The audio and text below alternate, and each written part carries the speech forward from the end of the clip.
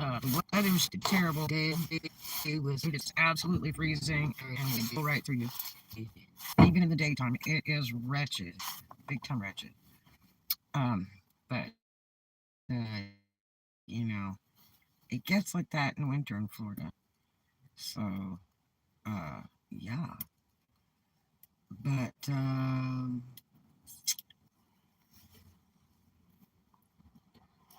let's see if I can get in this other place here. I don't think I will. But anyway, thank you for the thumbs up. And so, uh, I interviewed for a while on the phone the, the other day, and they wanted me to come by that day, and I already had an appointment. Oh, yes. Oh, yes. Oh, yes. It's about time, man. I wanted to cry this whole week, like every day. I was just like, it just couldn't get any worse. Um,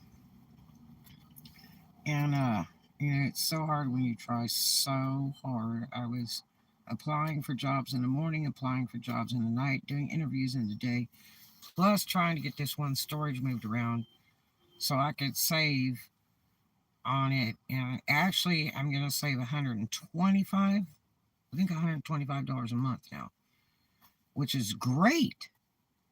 So I'll have one at 214, one at 370, and one at like 75. So I'm getting down there. The only thing is trying to hold on to them because I've been out of work for like, what, 2 weeks? Yeah. So, and right now I need to pay my car insurance and then pay my, one of the storages. The one that's got, a bunch of my daughter's stuff in it. Because I got storages at different locations, so. But anyway, yeah, so, I didn't make it for those 2 days, so today I thought, well, hell, it's on my way. I'll drive by there. Online sales, they're starting to pick up. Because like I about killed my eBay. I had 800 listings.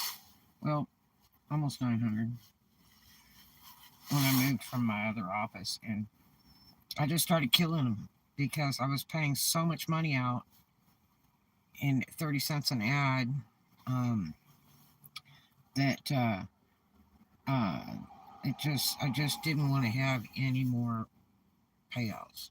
I just wanted to try to cut costs for a minute. So I started deleting or ending a bunch of listings every day so that they wouldn't renew, and I had to pay 30 cents each. I would just, you know, kill a bunch of them every day. And then I got down to, like, right now I think I have like 275. And so that's what I was doing. And I had all kinds of sales all of a sudden when I'm killing all those ads. And eBay, you really got to work at it nowadays. It is not like it was in the early 2000s. Um, it's way more competitive. There's a ton more sellers, ton of people selling what you sell, and they got all kinds of prices. And some of them are just super discounted. It's like not even worth selling it. I mean, if you're gonna sell stuff on eBay, unless you're selling hundreds of them and hundreds of them and hundreds of them, you don't want to get less than $20 or $30 profit. It's not worth it. It's not worth all that time of packing it all up and buying all the packing materials, and then buying shipping and driving to the post office and all that. You're just using up your fuel and your time and everything. You're not making any money. Okay? If you break it all down to what you put out and you spend on it plus the ad, however many times the ad runs in a month, every month, and then your fuel and your packing materials and all that crap. Um, I mean, it's just you're just not making any money if you're doing all this stuff for like $5 profit. It's not worth it. You have to sell hundreds and hundreds and hundreds of them a month to make it worth it. That's bulk selling. But so it's very very very competitive now on eBay. But you'll make more money on eBay than you will on whatnot auctions because you just have to start everything at $1 on whatnot. And most of the time it will just sell for $1, and it's like, ugh. I mean, I could go to the Goodwill bin sales like a lot of people have been doing. I'd never heard of them until like recently. There used to be a Goodwill or something in mid Florida or lower Alabama that you could, buy all kinds of stuff. You could buy cruise ship luggage that nobody ever picked up, you know, and it was full of stuff from tourists. And so, you know, um, but the thing is that, uh, when you do those bins, they charge you by the pound, and here it's like $1.88 a pound. Do you know like a Harley Davidson shirt weighs a pound? Okay, so and jeans weigh more than that. So if you get some name brand jeans or something, it's got to be worth your while for sure. That's the thing. So it's just not worth it to drive 2 hours to Panama or drive an hour and a half to Picola to play that game. And I really don't want to buy any more stuff. I've got tons of stock. So hey, hey, hey. So I mean, I've got hundreds of thousands of dollars of stock, probably close to 600K of retail stock ready to sell right now. It sits in storage, and I'm paying storage, and I'm losing money just paying storage on it. Um, but I mean, if I was renting a place, I guess it would be the same. I wouldn't be really wasting money because if you're renting a place, and the problem is I'm not renting a place, so I'm just storing it. But anyway, so uh, yeah, the eBay sales have been terrible. They're just slow. But now this month I got like 3 sales so far. So it's picked up just for a minute. I don't know if it's going to get better or worse, but I have started killing ads and listing like one at a time and every day, and it's getting more attention to all my ads. You got to work eBay. You got to work it, work it, work it. And a lot of people are like, you got to list like 10 every day, and then you can make $1 million, a month, and all this. The problem is, you got to store it. If you tell the average Joe that they're going to grow out of their house, they're going to have to buy storages. Now you're losing money storing the crap because it's not selling fast enough. You have to have a really good sell through rate to do something like that. And then, it's like, okay, so you buy 365 new things a year, so that you can list one item every day. And what if it doesn't sell? So, and those that want to list 10 a day, you're buying 10 items a day in a 30-day period. And then how much is that? Is it selling? I mean, it's a serious investment. It's eBay is just weird. And now I'm not running a store. I used to, years ago, I used to have a store and do all that fancy shit. And did the same thing with Amazon, had a store and everything. But it's too expensive. You can do it without having a store with them. So, uh, I stopped working it at all, and then now I'm starting to list like one thing a day, and it improves the algorithm so you make more sales. So, I wish I could get so much more sold because I would love to get my money back on a lot of my retail stock, and it would save me on storage because I'd reduce, reduce, reduce. That was the whole game plan. So, anyway, because my business has always supported me and more, bought my cars, everything.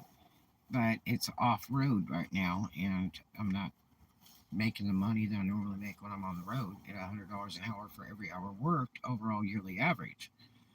So I am like ultimately poor right now. But anyway, And I could have gone back to work the trains. I'm still employed with them, but it's too cold right now and it's really slow. And I normally make 2 to 250 a day rolling the trains. So, but for now, I'm in retail, uh, and I go to work tomorrow. They wanted me today, but I had to finish moving that stuff around in the storages, and they're real excited about my background, even though it's ancient from when I was, 15 and a half when I left home and I was going to UCLA for fashion design and merchandising. And I was doing a lot of retail for Theodora, Louis Vuitton, and Beverly Hills, um, and all that kind of stuff. I've got an endless supply of retail. Thank you so much. I appreciate you, baby. Hope you're doing well. I know you're in warmer shape than me over here. You guys be 10 to 15 degrees warmer than here. It's wretched cold. Mother of God, it's cold. All day and all night. And so it was in the 30s last night. Dear God, it was wretched. And only like in the 40s today. Just disgusting. But anyway, and terrible wind blow right through you. But anyway, yeah, I've got really extensive. I used to work like 3 jobs at once, whether I was working, in a food and beverage or I was working retail clothing, but I always worked for the best. And because I was thinking about tonight, I remember back when I was working Leatherbound LTD in Woodland Hills in the mall. Right in front of Leatherbound was Hot Nuts. I worked that. And about 30 foot down was Orange Julius in a center kiosk like the Hot Nuts thing. I worked all three at once. So I worked all the open hours of the mall every single day. And I worked all 3 jobs. And I mean, because I was all about the money. I was young, didn't have any kids. I knew what money got me. It got me gold at Zales and Tiffany's Jewelers. And it bought my cars. It bought me beautiful clothes. Um, it paid my rent in really nice places to live. Um, I could have anything I want. I used to buy a new fur coat every year till I had kids, and then I couldn't afford to do that. Because kids are expensive, and I raised my kids all by myself. I didn't get child support, welfare, all that crap. On my youngest daughter, um, we did get child support for a few years in the end because my ex-husband, who's now deceased apparently, I don't know if that's really true or not, but that's what I understand. Um, I'll see it and believe it then, you know what I mean? Um, and he caused so much trouble in the divorce courts and stuff that they went after her daddy, and the state demanded that he pay child support. And I never wanted child support. I didn't care about it. She was mine. I owned her. And she was basically a business deal. I was like, he wanted to date, and I'm like, look, all I gotta do is look at it. I'll be pregnant. And when I was never supposed to have kids, and I was like, I made a promise to my other kid that I would have another kid, and I was like years ago. And so I don't like to go back on my word. So that's why I did that. It was a really bad time to do it because I was really making really good money, and I was working hard all across the states. I closed the 3 shops in Memphis, and I was making a ton of money on the road, delivering California to Florida all year round. And thank you so much. And uh, you know, I just it was really a bad move, and I had really bad pregnancy with her. Plus, they told me that if I did carry her all the way through, that I would stop walking because my back wouldn't be able to handle it, and that would be the end. And I was bound and determined to do what I was going to do, even if it took my walking away. Um, it did get bad, but I'm still walking today, thank God. So that worked out okay. But yeah, so uh, and even with all the money I've made all these years, raising kids, it costs so much money.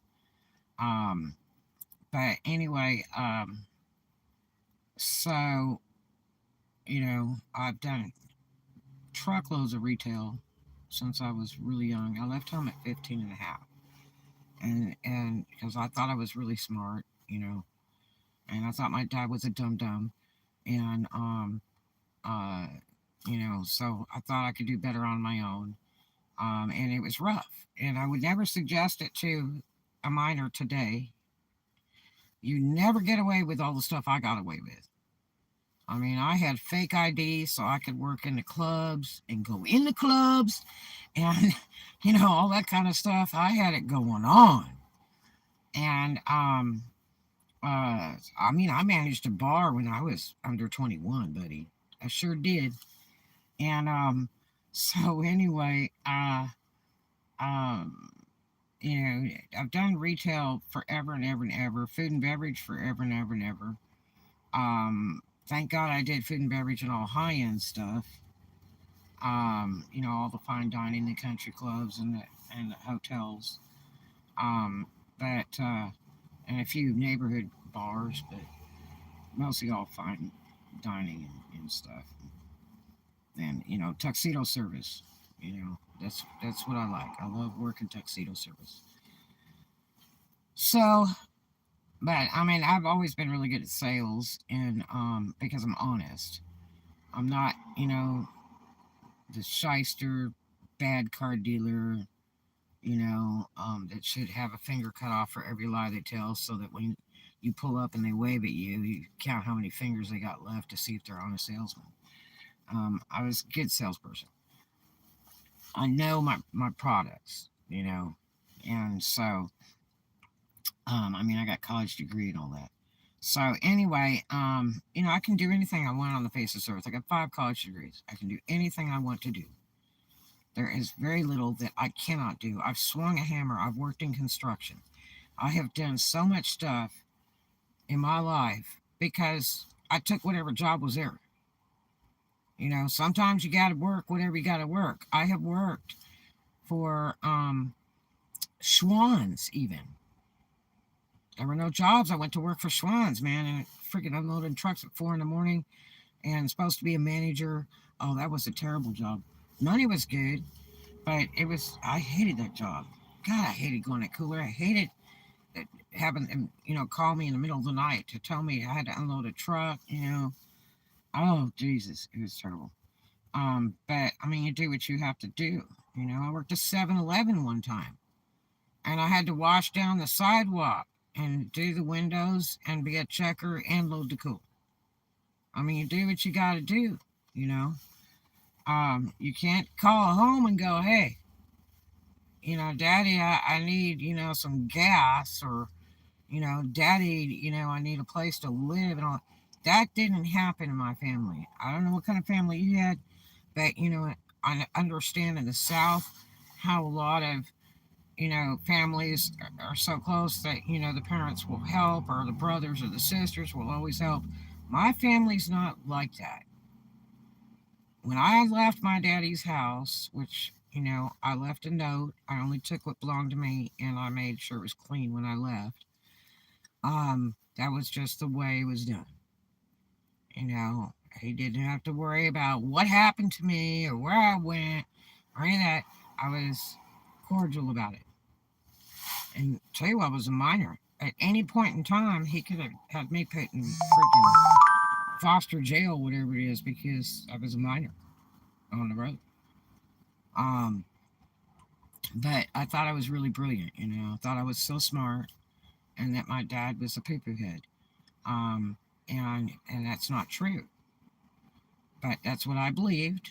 I figured I could do it better all by myself, and it was a tough road. You have to work. You have to work. You got to make money. There's nobody that will help you.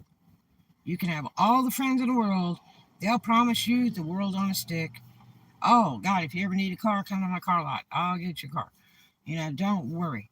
You know, if you need a place to live or a place to stay, I got you. It's a bunch of lies. All these people lie. They just talk crap in California just because they're like bad car salesmen. Don't believe everything you hear. And, you know, I was 15 and a half when I left home. You know, I was kind of like leery, but trying to trust people. And I finally learned that they were all full of crap. But most of the time, people said stuff, they were lying. It was just to talk crap and try to pretend to be your friend and whatever. So don't believe everything you hear because it's going to be bogus. Um, you just wait to see if it really happens, right? Yeah, it was hard, but I got fake ID and, you know, thank God I never went to jail or anything like that. I'm not going to say I didn't do some things that they could have slammed me for.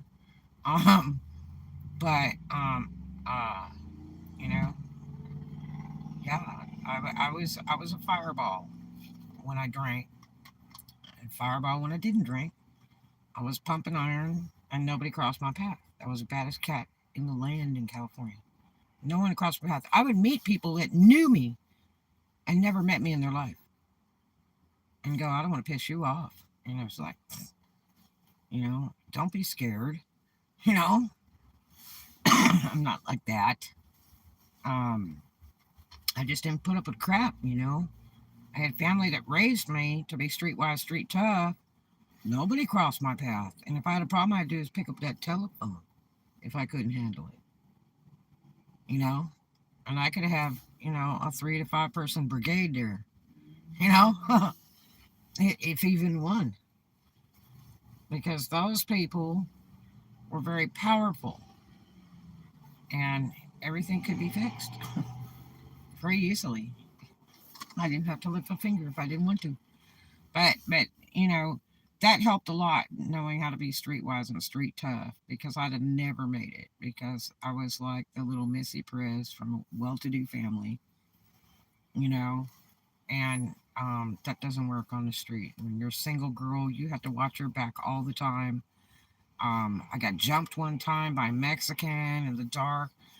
Back when I was working on Rodeo Drive in Beverly Hills and taking like 3 or 4 buses to get home. Oh my God, that was so scary. Um, you know, I mean, it's hard. The bottom line is you got to work. You work whatever you can work. If you got to, you know, mop floors, do dishes in a restaurant, if you have to be a busser, I worked a gas station once just for the hell of it. They didn't pay me. There were friends of mine that owned it, and they went on vacation to Tennessee. And I said, "Ooh," I said, uh, "if you guys are gonna be short, can I like, um, you know, like help out pumping gas?" And they laughed at me and said, "Why would you want to do that?" And I said, "Because I never did it before. I wanted to see what it's like." And they thought it was hilarious. They said, "Yeah, if you want to, just come on whenever." And I didn't even let them pay me. I owned half of the cocktail lounge next door to that gas station. That's what's so funny. And so I would go work over there, you know, for a few hours, you know, here and there. And it was hilarious, you know. And now that's like past and gone. There's no such thing as like people pumping your gas anymore. But yeah, so you do what you got to do. I mean, I have applied for everything day and night for a few weeks, and it's just been miserable. From a dishwasher to busser to server to a restaurant manager, um, retail managers, sales. I mean, just all kinds of stuff. I have tried it all. Just like, well, that sounds good. I'll take that. You know, get on Indeed and like apply for every job. Just start hitting the bricks and going into businesses and people I know saying, hey, you hiring, whatever. I even applied for Dollar Tree. Can you imagine it? Dollar Tree. God. There's like a losing battle before you even begin. There is no keep your feet on the ground and reach for the stars working for that place. Um, uh, But anyway, I landed a very nice retail job, high end, corporate, and all I want to do is go in and sell, you know. And next, it's like, well, can you be a checker too? Yeah, I can do that. I don't like it, but I'll do it. As long as it doesn't get like a grocery store. I managed a grocery store 5 years, and one of my greatest pet peeves is being a checker because customers are so mean, and I just can't do it. I cannot do that, or drunks. I just can't do it. So anyway, I said, yeah, I can do it. To a point. I think this place will be okay. It won't be like a grocery store, and it's high end customers, big money people. And so, he's like, okay, do you know how to do, you know, um, I forget what he called it. It's like attraction displays, taking their merchandise and making it appealing, on a table so that it'll sell. It's sort of like dressing a window. I've done window dressing too. I used to dress windows, storefronts for $200. Boom, and then be gone. Yeah, and I used to hit all of them down Cherry Street and say, "How would you like me to dress your window? It'll bring attraction to your store. It'll show off merchandise that you want to get rid of, and it's appealing, And I was doing several stores on Cherry Street, out by Memphis, and my friend Pat Robertson told me that one day. He said, "Why don't you just go dress windows?" I said, "What are you talking about?" And he's like, "You could do that. Just charge them like $200." I'm like, "Get out of town." And I got one. Then the one down the street wanted one.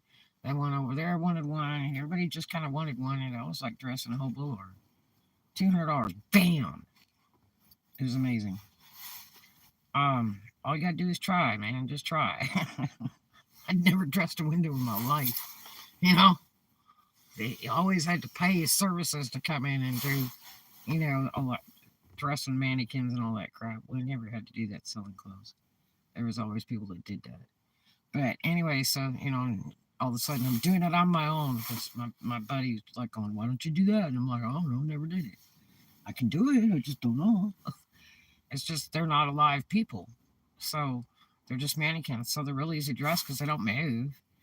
It's kind of hard to dress some of them because I don't move around and do a lot of magical stuff. So you gotta get really big clothes to put on the mannequins so that it'll clear their arms and legs and all the stuff. The newer mannequins are better. They have more posable new type mannequins, and then they're all like size 3, so it's easier to get clothes on them. But today, but yeah, so uh, then he's like, "So can you do those displays? The attractive displays and stuff?" I said, "Yeah, I could do that because I used to dress windows." "Oh, you could dress a window?" I said, "Yeah, I did that. I did that for a while, like $200 a pop, 2 or 250. I can't remember what I charged." "What are your hours and how many days a week?" So that's the trick because we're in winter, so it's the slowest part of the year. This is the first year since the pandemic where it actually slowed down like a rock, the way it normally is. But since the pandemic, it's been banging, and the hotels never went to winter rates. This is the first year the hotels are starting to lower a little bit for the winter rates, since the pandemic. So we're going back to normal. And that makes it really bad. There's like no jobs. None. None. And they're cutting people back. And they're doing it at Walmart, they're doing it at Publix. Everywhere is cutting back. And I mean you're just lucky to get 25 hours a week, on the average.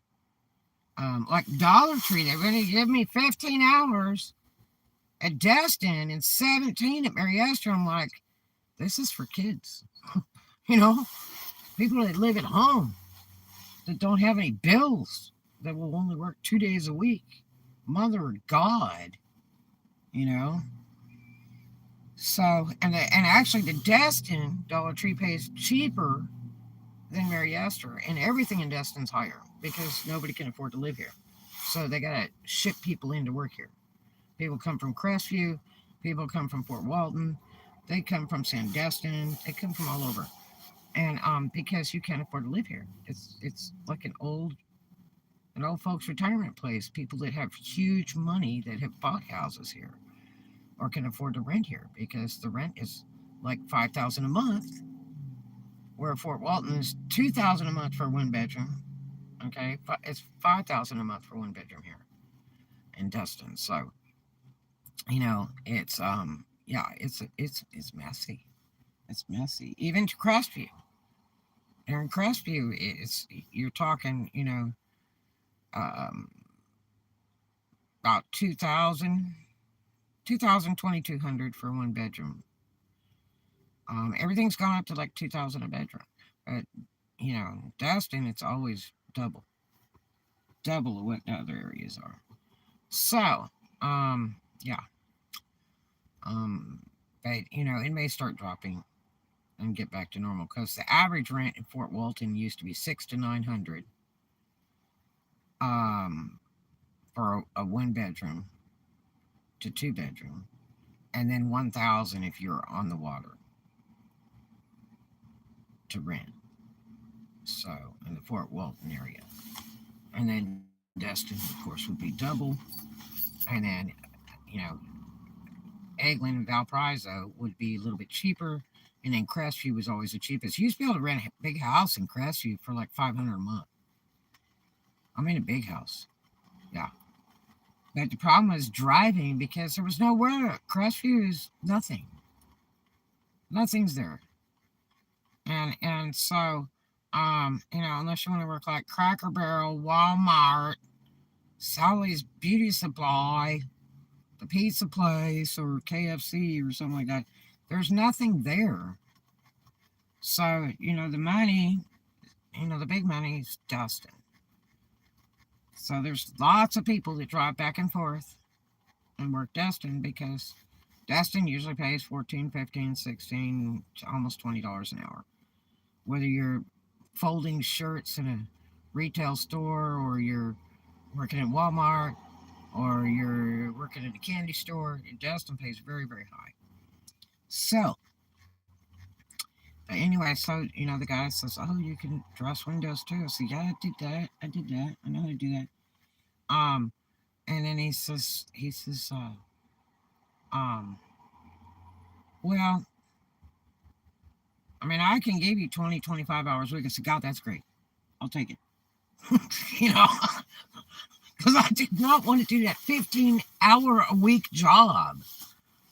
And even if I've got 15 at the one store and 15 at the other and 17 at the other, okay, I'm worried because they're different owners that own those two stores. They're franchised. And so that would be my next concern is how do you circus back to that to get your pay, you know?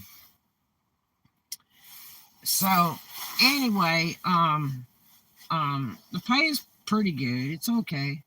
It's not as much as I made at Spirit Halloween, being a manager there. But and that was just, I mean, I hated that job. God, I hated it before I went in, and I hated it when I left.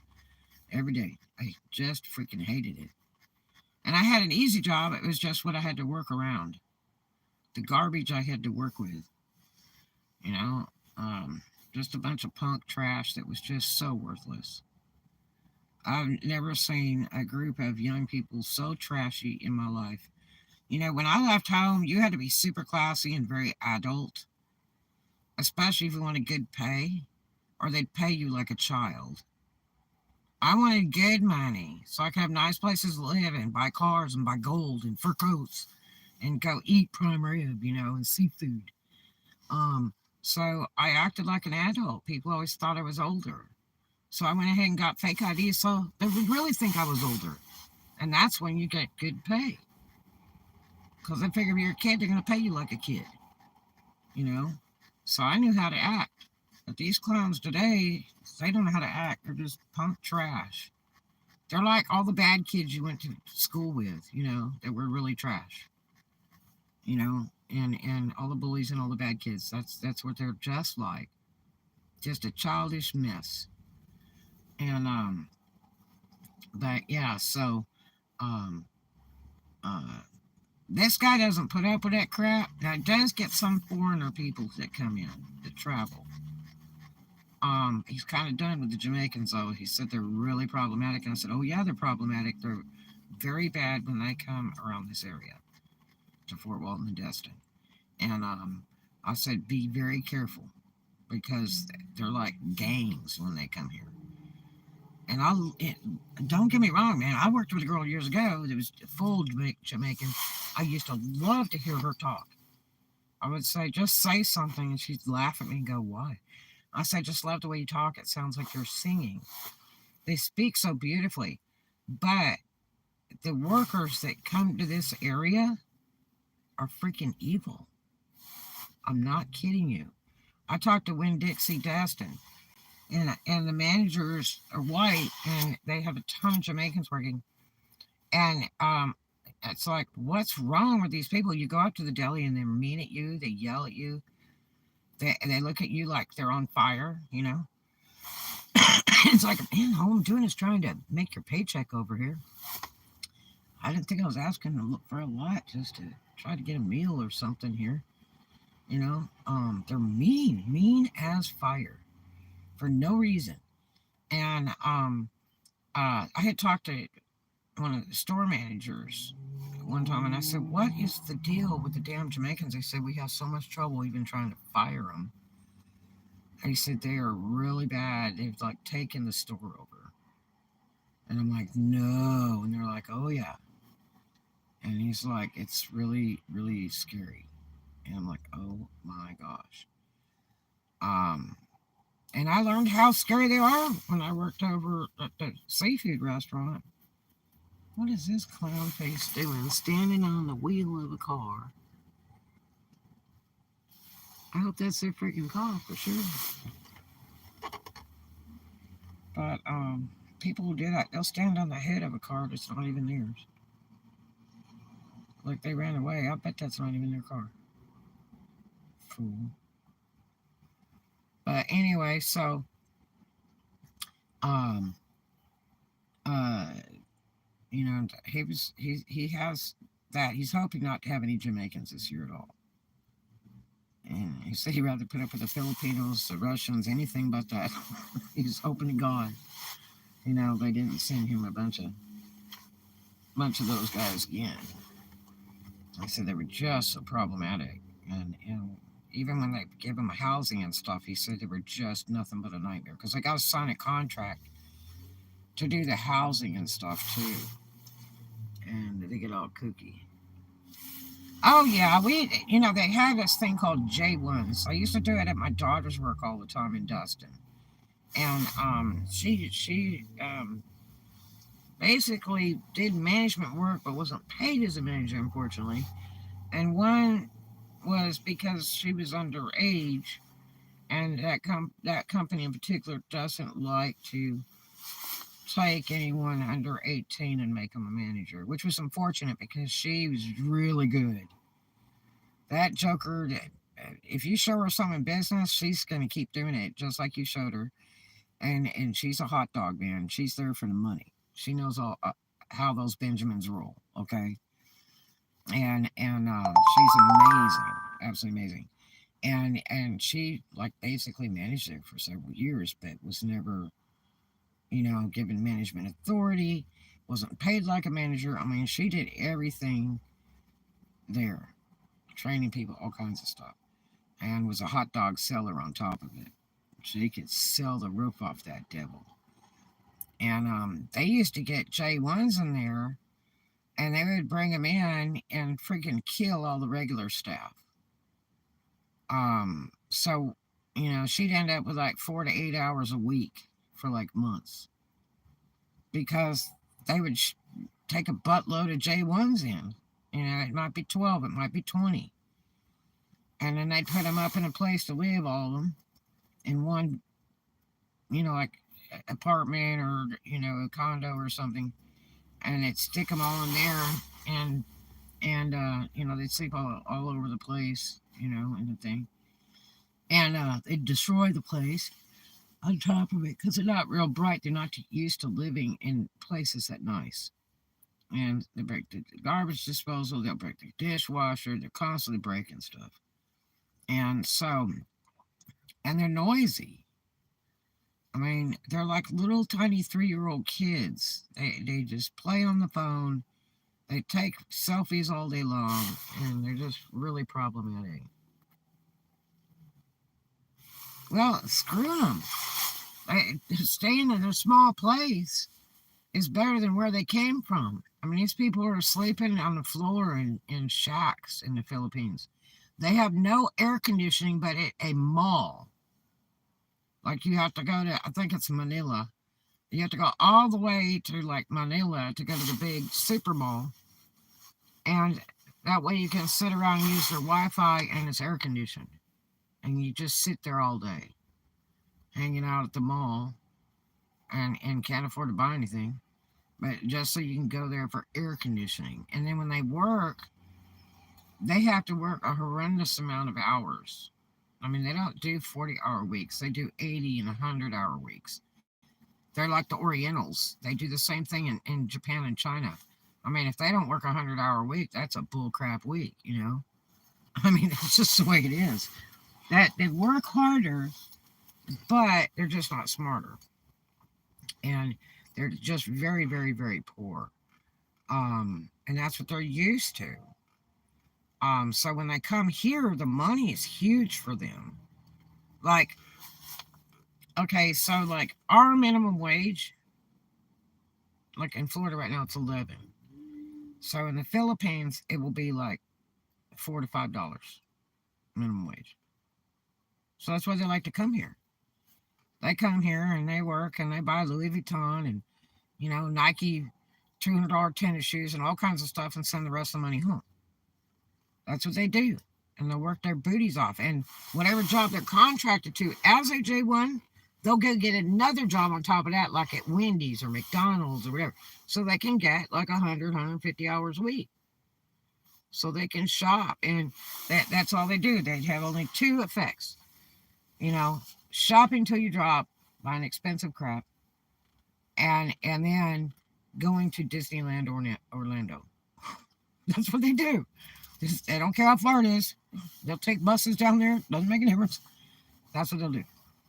And so, and then they go back home. The problem is they stay for months. I think it's like, say, April to August, and then they have to go back. And so they take up all of the locals' hours. They make them managers and all that crap, and they can't hardly speak English. They can't even count money. It's bullcrap when they bring them in. And they were doing that at my daughter's work, making this one a manager. And it's like they never even worked for that company in their life.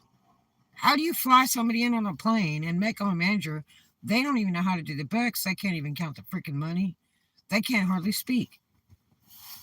Really? But they play on the phone all day long. Ha ha ha.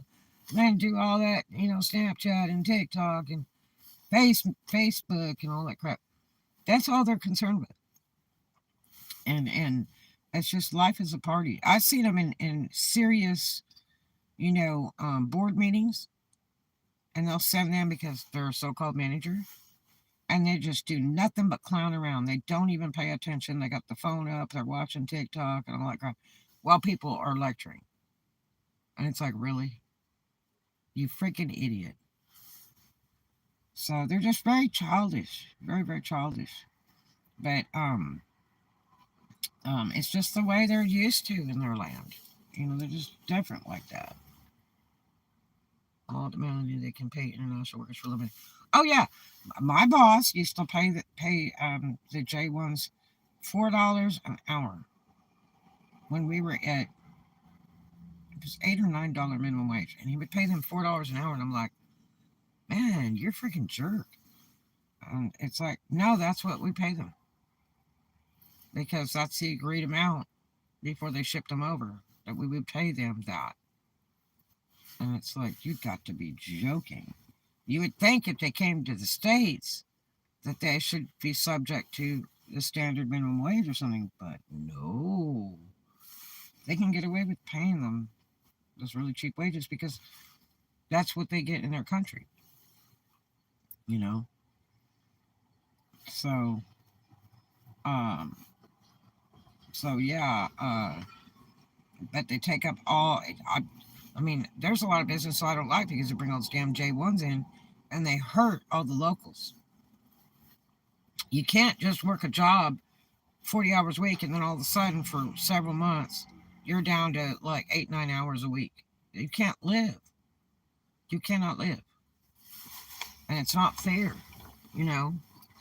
And then making them managers and assistant managers, and you have to put up with that crap because they don't know nothing. Yeah, they don't know nothing. And it really helps to bring a manager in from within. Somehow they need to work there for a minute to get them to be a manager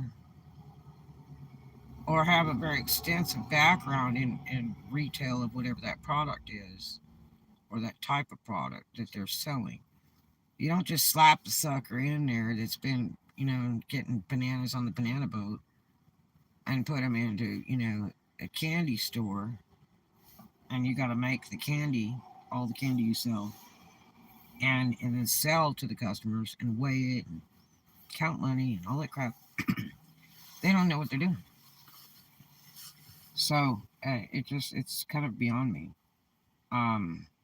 Walmart, you can't go in there and just be a manager. I was a grocery store manager for 5 years for Piggly Wiggly a million years ago. Do you know Walmart? I walk in the door right now, they will not hire me as a manager. Absolutely not. It takes years in Walmart to work up to a manager level. Okay? They're just crappy like that. Where I could go to any grocery store and be hired as a manager because I was a manager of another grocery chain, Piggly Wiggly. It's all the same, but not at Walmart. So, But yeah, so, um, uh, you know, I have a really extensive sales background in clothing and the schmalta business, and uh, um, food and beverage, real extensive. So I can sell. I can sell. Plus, I was in the car business. I can sell. So, you know, uh, hey, what are you doing? So, I'm lucky that I can work just about anything because I have experience. Now, every house is different, whether it be a restaurant or it's a retail store or a retail clothing store. They're all a little bit different, and the procedures are all a little bit different. So you have to be open to things being a little bit different. No, it's freaking freezing day and night. This 30-degree at night thing, man. But I may have a house here soon, oddly enough. Things are getting really interesting real quick, and I would be really happy because it is so flipping cold. I do not like the cold, and two, it can kill you just as well as the heat. When it gets too cold, it stops your body, and you can die. But yeah, so uh, we'll see how this thing goes. He's really excited with my experience and things I know how to do in that, and hopefully I can help them with their business with my knowledge, although it's a little bit different products than I'm used to rolling, but it's still going to work. So we'll see how it goes, and then I might have an option on a 4-bedroom house real soon, like in less than 30 days. And that's like right up my alley. Yeah. Oh, yeah. Yeah. Let me tell you, you never, ever in your life want to have to live in your car. I don't care how nice a car it is. I don't care if it's a freaking designer van with a bed and a washer and a dryer and a toilet and a stove. And being on the street is not cool. It is a horrible, horrible way to live. It's like it's almost like a punishment. It's just horrible. There's no way to live. Now, when I traveled working across the states, sometimes I didn't get hotels. I had a lot of hotels comped by clubs, or I got discount rate at the clubs as an employee, or that you couldn't even get in a hotel because of the events, and I was going to be there for Talladega or whatever it was. That stuff sold out, and so sometimes I would stay in the car at a big name truck stop. My favorite flavor is Flying J. They're very safe. They have cops. They have video cameras. You know, and have great shopping, really nice showers, very nice washers and dryers. They have a TV room, all kinds of stuff. You know, and they used to have really good food till they brought all those Denny's in. But yeah, I tell you what, the truck stop's okay, but most of the time I stayed in hotels. And sleeping in your Cadillac is not the most comfortable thing in the world. Um, it just is not. Um, you know, but no, it's a very scary thing. I mean, I've had my gas stolen out of my car twice with a locking gas cap. I caught a guy under my car trying to take my cats, and uh, people bang the crap out of your car all the time. I have RVs and people pulling trailers going on the back of my car and just trash up my bumper constantly on every side. Um, but uh, yeah, I mean, it's really scary. Creepy people that have tried to break into my car with me in it, um, in the middle of the night. I mean, it's just not fun. It is not the way to live. You're in constant fear. You sleep with, one ear open, and any noise wakes you up. You have to keep an eye on your surroundings. I don't cover all the windows up like a lot of boondockers will do all that. I am not doing that. I want to see out of every window at all times. If I hear a noise, I want to see. I want to look and see what it is. It could be a storm coming, it could be a tornado coming, it could be a squirrel that landed on the car, it could be a snake. So, and there's just plain spooky, creepy damn people.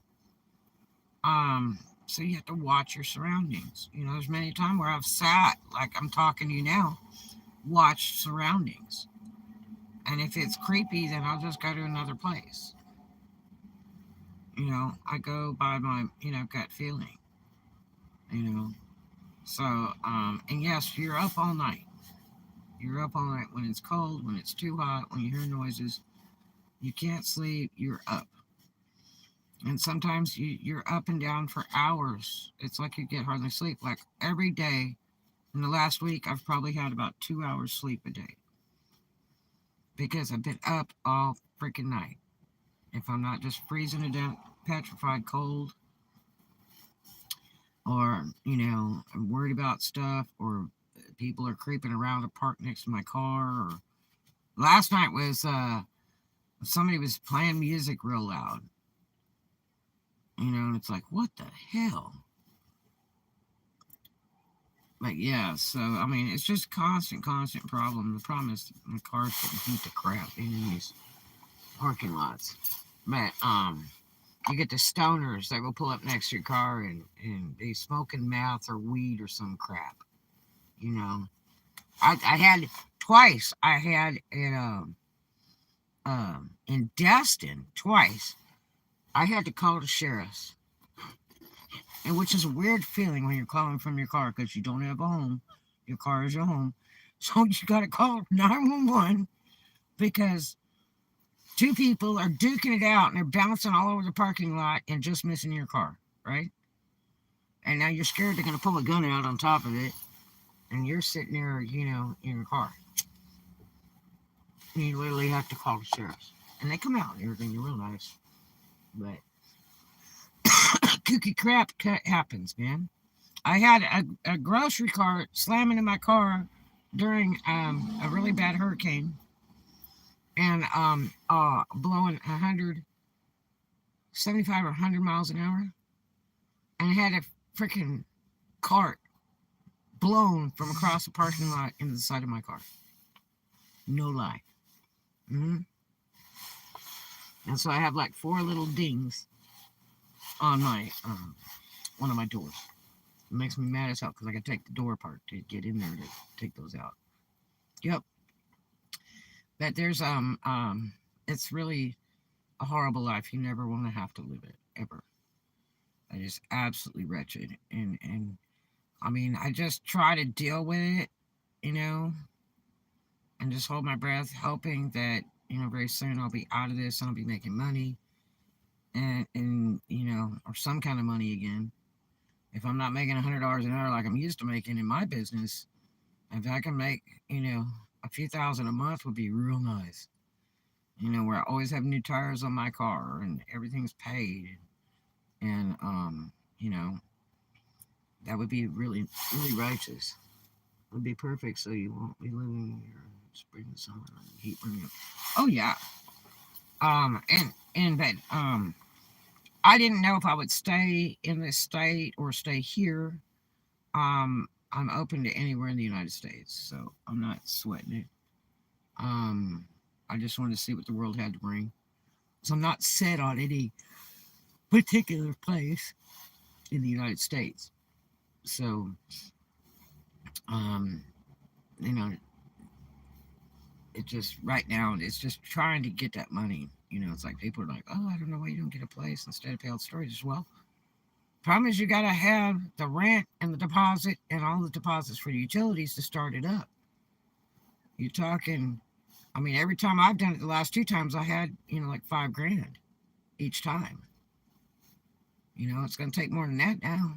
So, I got to make the money to get a head start and then have revenue equal to the rent every month before I even do that. Unless I, buy another property. I've hit the lottery lots of times in my life, and I mean lots, lots and lots and lots. But one way or another, I mean, I've rarely rented. I'm not a renting person. Never have been, even when I was a kid. I'm just not a renting person. I'm an owner. I like to own my own houses. So, what do you do? But yeah, so it would be nice to be feeling human again, where I could get a bath every day and I could do my hair and wear my pretty clothes. It would be really nice. Because this sucks, And to cook food, I love to cook.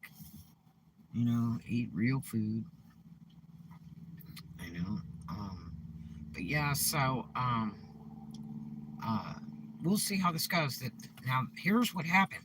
He said I can give you like 20 to 25 hours. I said I'll take it. Because it's winter. It's slow now. Dead slow for everybody. I don't care what you're doing in business. It's slow. Even if you have a bar, it's slow. I mean, I wanted it so bad because I didn't want to do 15 hours at a freaking dollar store. Be real. Oh. So that's for kids living at home with mommy and daddy. That don't even have a freaking car. Don't have to buy gas or insurance. But that's like play money to buy skateboards with and junk. But I said, yeah, I'll take it. Because once you get your foot in the door, it can change. Plus, we're going into the holidays. So there's a huge chance of overtime and getting that full time at 40 hours a week. Because people are going to be calling in and drunk and stupid, and no one's, going to want to work. They're just idiots. And so you get to scoop up some hours from the stupid people that are willing to risk their job for a party. Which that's common. It's been like that for a million years. I don't care how old or young they are, people do stupid crap like that. They will waste their job to call in 1 or 2 times and get fired. Like this guy says, I said, you get a lot of call-ins, like we had them at Spirit Halloween. I mean, and it was the same people. They would call in for 4 days straight, and then decide they come into work for a day and then they want to leave early because they got some excuse, and they'll whine and whine until you let them go, and then they'll call in for another 3 days, and then they'll show up for one day, and then the next day they just don't show up. I mean, they're just so flaky, and it's like you get like 5 or 6 employees that call in like every day, and it's like I asked them, I say, I mean, do you let them come back to work? Because where I come from, you call in one day and it's bogus, and they find out. Like people used to do that in California. They'd go for a party on a boat in a heartbeat instead of go to work. Or if it was a good day for the beach, I mean, they just whatever. Too drunk from the night before, throw a drunk for 2 days in a row, whatever it is. And I promise you, you will have no job. You will go to work. They won't call you and tell you you're fired. You will be all dressed up, go to work, and you will walk in the door and they'll go, come to the back, please. And then they give you the axe. And you're finished. And they hand you a payroll check. See ya, I really want to be ya. That's exactly what they do back home in California. Yeah, they don't play. But this guy told me, he said, well, they call in and stuff and pull that crap. And they're late all the time. And, it's really hard because we really need people. And he said, so most of the time I end up kind of putting up with it till I can, get rid of them. I'm like, no way. He's like, yeah, because it's short, especially during, high season or holidays. It's because so many problematic people don't want to come to work and call in. They're forced to keep the idiots. They can't get real people to work like the way we were raised. Leave home at 15 and a half, and guess what happens? You learn real quick. The job is really important. You watch how other people screw up. You watch how other girls will do the wah-wah dance for the owner or the manager just to keep their job, and they get more than you get. That's right. They can call in, be late, do whatever the hell they want if they'll do the wah-wah dance for the manager or the owner. You know what I mean? And I wouldn't do that. If it's like, be real. If I'm going to sell my stuff, I'm going to sell it for big bad money and they're going to want change back. you know, be real. I want to be a historical hooker where I can say, yeah, man, I sold that stuff for $1 million a throw, I'm bragging on it. I get really old on the cane and stuff, bragging on it. Yeah, I sold that stuff for $1 million. Every time, $1 million a throw. I had Cadillacs, rainbow colors, 30 Cadillacs, so I could drive a different one every day of the month. You know, DoorDash delivered my Gucci. Um, but yeah, so it makes it interesting. Then he turns to me and he says, "So, now bear in mind, this guy told me his wife worked at Spirit Halloween Destin or East Destin, which was I think was last year. They didn't have one in Destin this year, and so nobody would rent to him in Destin this year. So he's all about it. He understands the whole gig because his wife hated it too, and she had the same district man as I had, because this girl's worked for 4 or 5 years for this company that's been district man, so she knows how crappy it can be. But anyway, so he says, so how would you feel about being a key holder? I said I could do that too. And he was like, oh. And so, and see, that's manager pay right there. If you're a key holder, you get manager pay. And it goes key holder, assistant manager, and the manager now. That's the way they do it in retail. And in the old days, we didn't have key holders. There was no such thing. You just had assistant manager and manager, and then sometimes a GM and a district that floated in and out that was mean as fire. And you just had to put up with that for about 4 hours. every once in a while they'd show up. And you just hold your breath and they'll leave. but, but yeah, so, uh, um, he's like, really? And I'm like, yeah. He said, well, how do you feel about doing closings? I said, doesn't bother me. I said, I can open, I can close. Just whatever you need. So I had already done an application on Indeed. He had called me before I even did that application and talked to me. The owner called me from the Carolinas and talked to him for like, I don't know, 45 minutes maybe an hour. I'm thinking 45 minutes. And he was like, just go by the store, you know. I said, okay. But anyway, so that was kind of cool. So I did application, and I think it was actually yesterday, a few days later, and did it on Indeed, and then um, uh, I dropped by there today, and so we talked for like a few hours actually, like an hour before and then an hour after.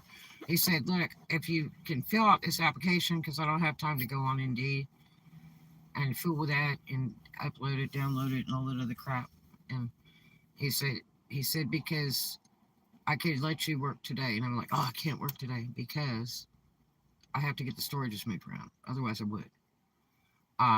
This is the last day. I've got to get it cleared out and get that all in the proper units. Um, you know, because I'm not paying for 3 over there. I'm paying for 2 there and one across town. So anyway, um, he said, so can you work tomorrow? I went, yep. I said, I only have like, a couple rules. One, there's 4 days in the year I do not work. Mother's Day, Father's Day, my mom's birthday, my dad's birthday. I do not work those. That's just the way it goes. He's like, really? So he said, so you don't mind holidays and all that? I said, nah, no. I mean, my kids are gone, you know. I, there's no holidays. I don't have a boyfriend. I'm not married anymore. Oh yeah, consolidating the storages. Got it. I'm shaving the fat off. You know what I mean? Cutting costs, all the way around. Just keep cutting costs. Um, and but I got to start selling some of that stock. I would really save a lot because I hate paying to house it. It's just like paying for an apartment. Either way it falls, I would have it in my place to live, which is a nightmare unless I have a big enough place. Um, which I usually do. I'm used to really big places to live. Man.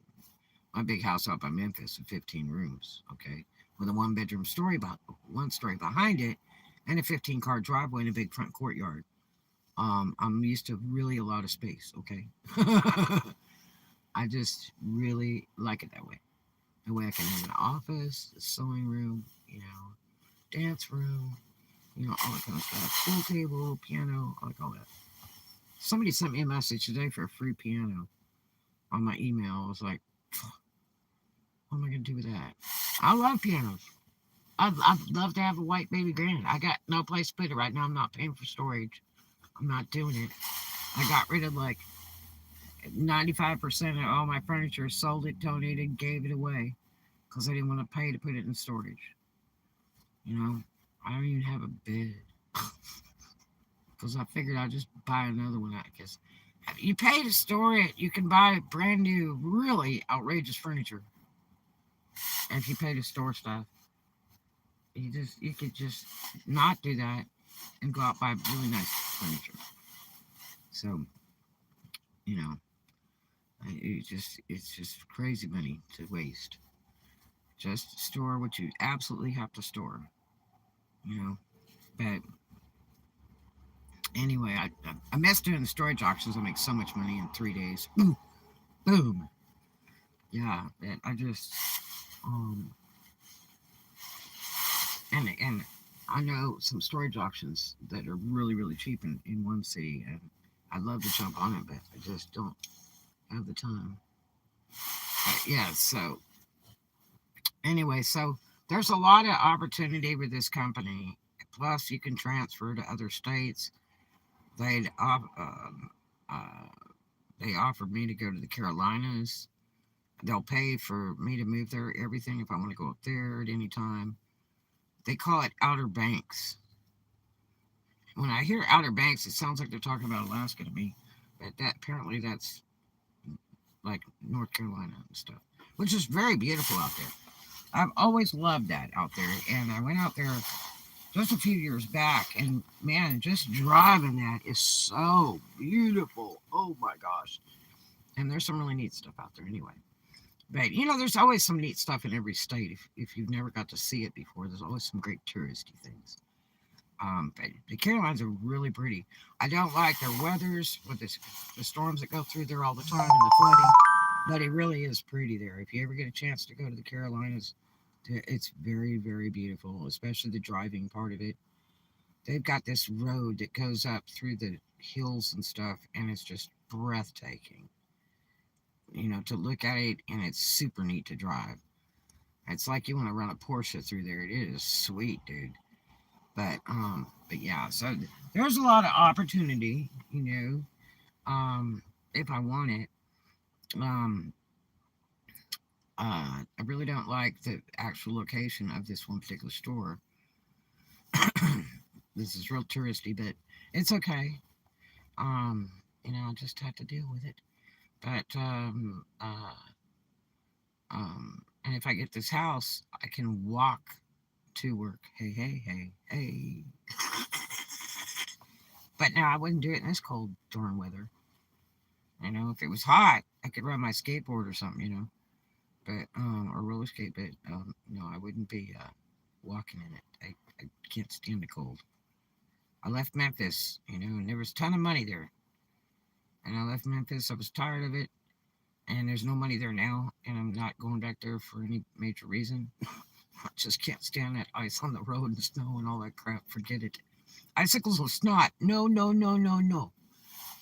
So when I was a kid, I always thought snow was the most beautiful thing. Go to Big Bear Mountain and all that. And then, let me tell you what, if you have to ever live in it, uh, it's a whole lot different when you got to shovel it out of your walkway. You got to shovel your driveway out.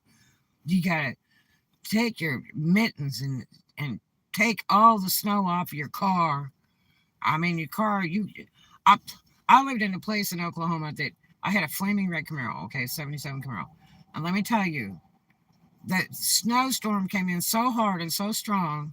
I was living in a high end complex, okay? And there was, quite a few cars there. I had to go out to all these little moguls and like stick my finger in them to see if I could see red paint so I could find my car. No lie. No lie. And it was just, and then you have to unbury the flipping car. And if you ever had to put chains on tires, they suck. If they could come up with something a little better than that, you know, but when you have to load chains on tires, it is the worst thing in the world to have to put chains on tires. Um, and then the next thing is, I mean, you can buy, like snow tires, but once it gets hot, you can't drive snow tires on asphalt. You'll ruin them, so you got to change them off again. Yeah. And whatever you do, don't drive a Lincoln in the ice because the sucker will fishtail. And it's really scary. It's like, woohoo, But yeah, woohoo, that was a rush. But yeah, so uh, I get to go to work tomorrow. And and so he told me, said, go ahead and fill out this, application. It was like 2 pages, right? It's like the old days. It's like, that's what I'm talking about. Just 2 simple pages, nothing major.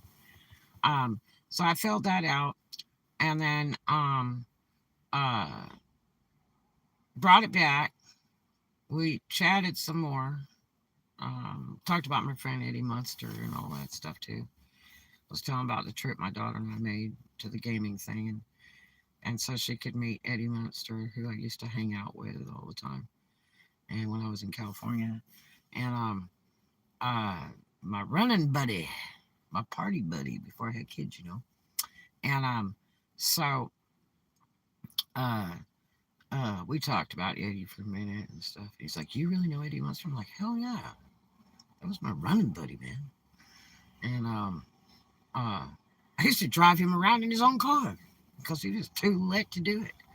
Um, and we used to just go hit clubs and shoot pool and drink and all that. But yeah, so we chatted for a little bit more, and he said, I'm just gonna give you 40 hours this week. And he says, I really shouldn't because I'm waiting on, this guy to be shipped out. It's from Russia, whatever it is, and to the Carolinas. And he said, but he said I get people calling and stuff, and it just aggravates the crap out of me when I don't have enough people on the floor. And I said, I can do that. I said that would be fantastic. I'll take it. So that was amazing. That was amazing in the dead of the winter when it's so slow around here. Everybody's doing like 15 to 17 hours. You can't even clear 20. You know, and friggin' it went from like 20 to 25 hours to 40 hours, and then asked me if I would consider doing overtime ever, and I'm said, oh yeah. When I was at the crab place, dude, my first week I did overtime.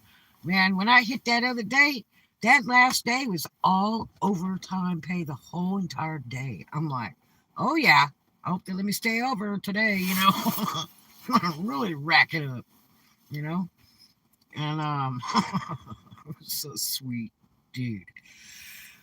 But yeah, so uh got that done, and then I had a very dear friend of mine that's like a son to me fill my tank up on my freaking car. I can't tell you how long it's been since I filled the tank on this car because gas has been so high. Yeah, made a special trip to come down and fill my tank up. I didn't expect all that. I just figured, a little bit. But no, fill the entire tank up on the car. And I said, look, I can, give you some stuff out of the storage, for your girl or whatever, for Christmas, whatever here.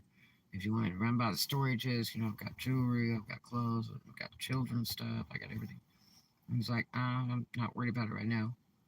I said, well, just let me know, because I'd love to pay the debt. Either way, I mean, if you want cash or you want to trade, I'm all good either way. But I just seem trade with you so that I can pay it off immediately.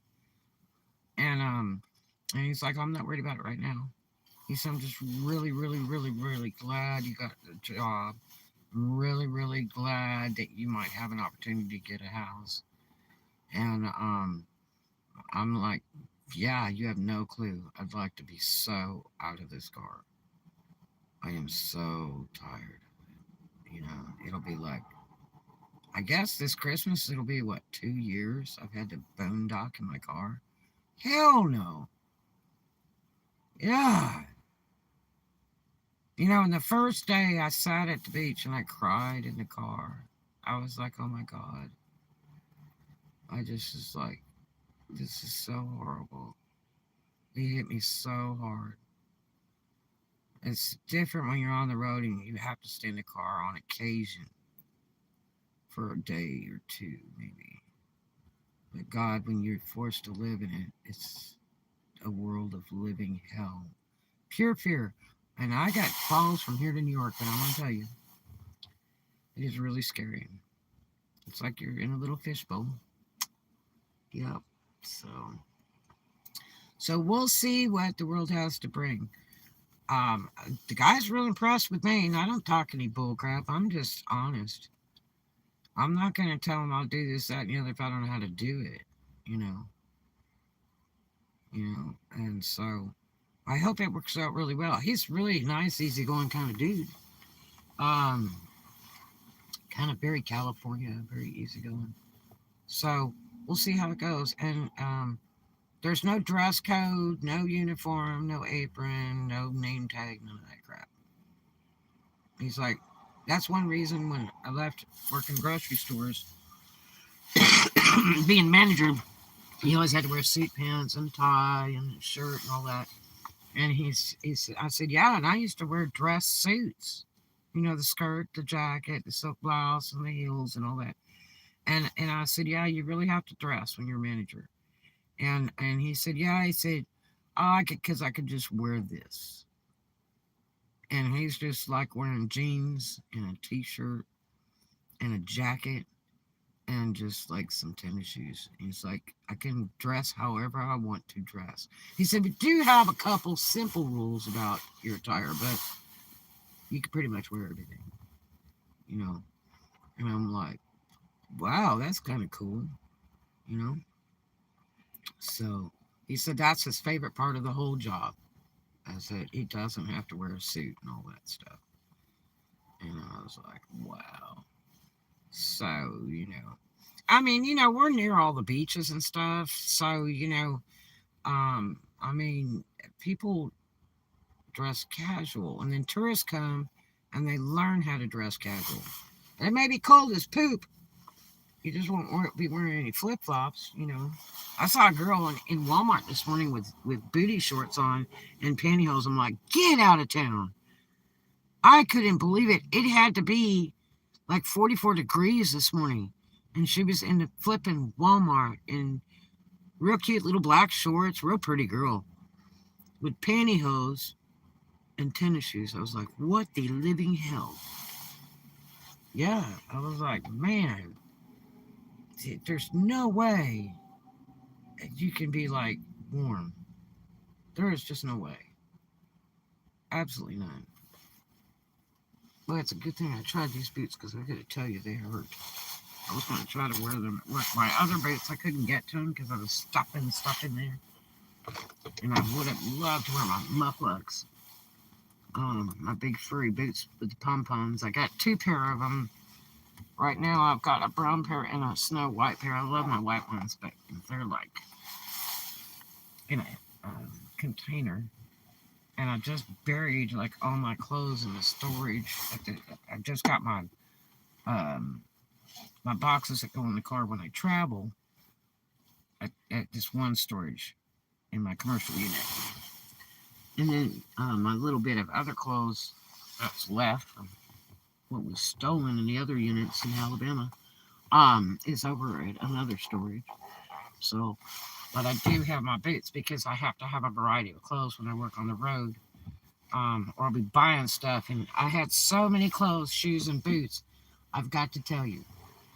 I just really didn't need to be buying anymore. And a lot of times on the road, I'd have to buy stuff, you know. So when I travel, I always take a variety of clothing because you never know where you're going to be, you know. You have to follow that link. Ooh, these boots are hurting my feet. Just sitting there. That's terrible. At least I can always sell them because they're leather. I've got another pair of boots like that. I know it. And then my daughter's stuff, she had a pair. And so I could sell this pair.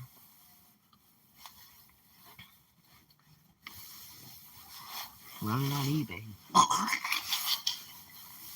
But I've never even worn those boots before. That's the first time. But I was hoping to wear them for tomorrow because it's so cold. Because they're real high Buccaneer boots. And they're really funny because I'm wearing red pants and I'm wearing those big, tall Buccaneer black boots. I look like Santa Claus. Everybody's like, you dressed all cheery today. I'm like, huh? They're like, you're very Christmassy. And I went, quit. And then I looked at myself out, you know, I was red on and stuff. And I'm not a big fan of red. I just don't, I don't like the color red. Unless it's on a red Corvette. Or red heels. Red heels are pretty. But yeah, so today was a cool day. Finally. So when I was supposed to go back to work at Germans, she's, I don't know, I don't think I told you guys. And she wanted me to come back, give me a full-time shift schedule and everything. And then, God, 3 sheriffs were hanging out here all at one time. That's funny. Now they all of a sudden got something to do. 2 are going one way and one is going the other way. Must got some calls, man. Maybe they're going to Starbucks. I don't know. But anyway, so yeah, she wanted me to come back real bad, send me a whole schedule and everything. And I go and I get ready, go get a shower at the gym. I go and get ready and, put my face on and then the whole thing. And guess what? 30 minutes before the shift, she's like, oh, the guy showed up. And I was like, she's going to be sure mad when she calls me the next time because I think I'm going to be all booked out. If I can pull 40, I may just float with that. So it depends how this job goes, if it's, because it's retail, but, the Spirit Halloween, man, it was like you're doing laps, man. I was like the only one working. They didn't want to work. They just want to stand around. He has a little bit of the same trouble, too. Stand around, play on the phone, and he doesn't like that either. But he said if he could just get better people, he could even pay more, give more hours, and get rid of the junk. It's just trying to get people to stay and stuff. Because, so we'll see how it works out, because I don't put up with any crap, not for long. I will not. It's just like Spirit Halloween. When I found out my pay was going to be nothing less than 3 weeks because they screwed up and didn't give me an employee number ever, I got news. Do you know it took over a month for me to get my pay? And it took another 7 days to get the $160 they were short of my pay.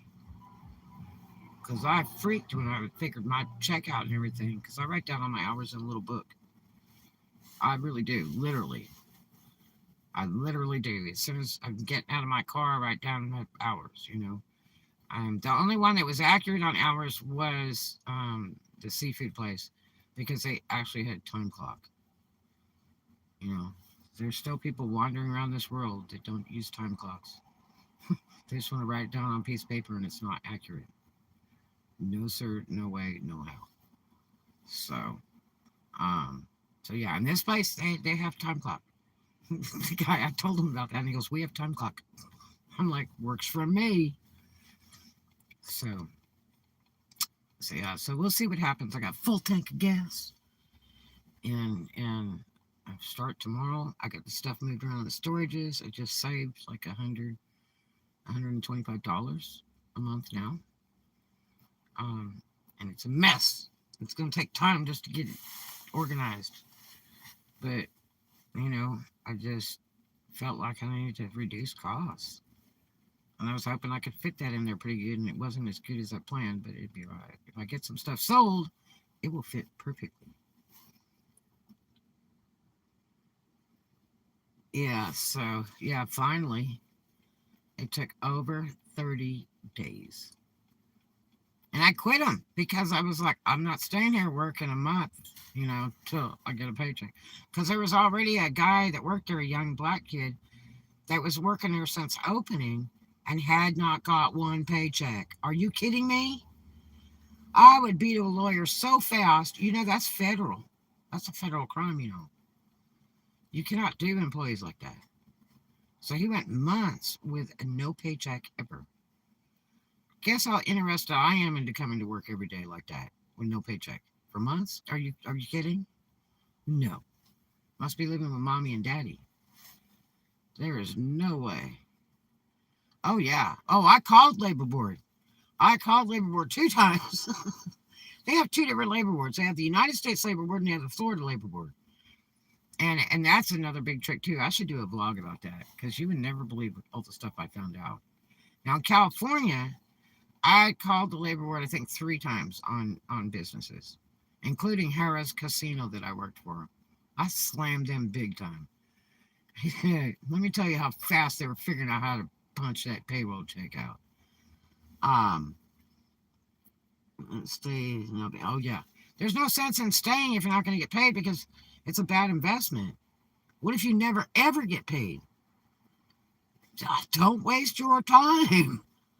You know, I keep asking and asking, and it was like the manager above me was going, well, yeah, since they haven't got your employee number yet, you're not going to get a paycheck, this pay period. And I'm like, excuse me.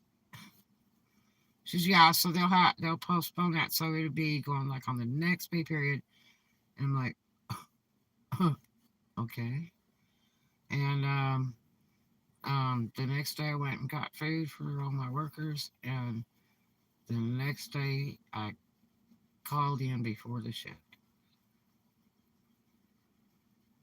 And it was before the shift or after I got all that food and stuff that the day before. I gave them notice enough to where they could call somebody in. I didn't want to just leave them hanging. You know, I won't be in today, and I'm not coming back. Why? Because I can't get paid. I did. I talked to them. It's Spencer's that owns it. I called New Jersey. I'm mad as piss. I was so freaking mad. And the worst offense was when they sent me the pay card. They sent it overnight UPS to the store after I'd quit. Okay? Like 2 weeks after I had quit, they sent the card. So, and they sent me a message about it. Oh, well, you know, your pay card is at the store. I'm like, oh, God, that's great. And I get the flipping card. It doesn't want to activate the first time. I try again a second time, doesn't want to activate. Third time, it activates, and guess what? Because I'm like sending a message going, it doesn't work. Okay. So then, there's no money on it. And it was like, why do they even bother to let me know the pay card was there? If there's no flipping money on it, I don't even work for them anymore. So it took over 30 days to get my pay, and took another 7 days after that because they shorted my pay $160. You got to watch these companies. They will get you if it's 10 cents an hour or it's $10 a day. All that stuff adds up. You've got to make sure to document your hours because you're going to get screwed. Oh yeah, I mean, and that company's so big and been around since like I was a little girl. Yeah, they used to have Spencer's, um, in the malls in like a little center, uh, what they call kiosks today. They would make like little huts in the middle of the shopping malls. I remember the one in Hawthorne Mall. And I used to buy stuff like engraved pins. They'd engrave it for you right there. Little necklaces they'd engrave. Gifts they would engrave. They had little cool knicky-knacky gifts that you could have engraved. And they would do like free engraving, and later they would charge by the letter.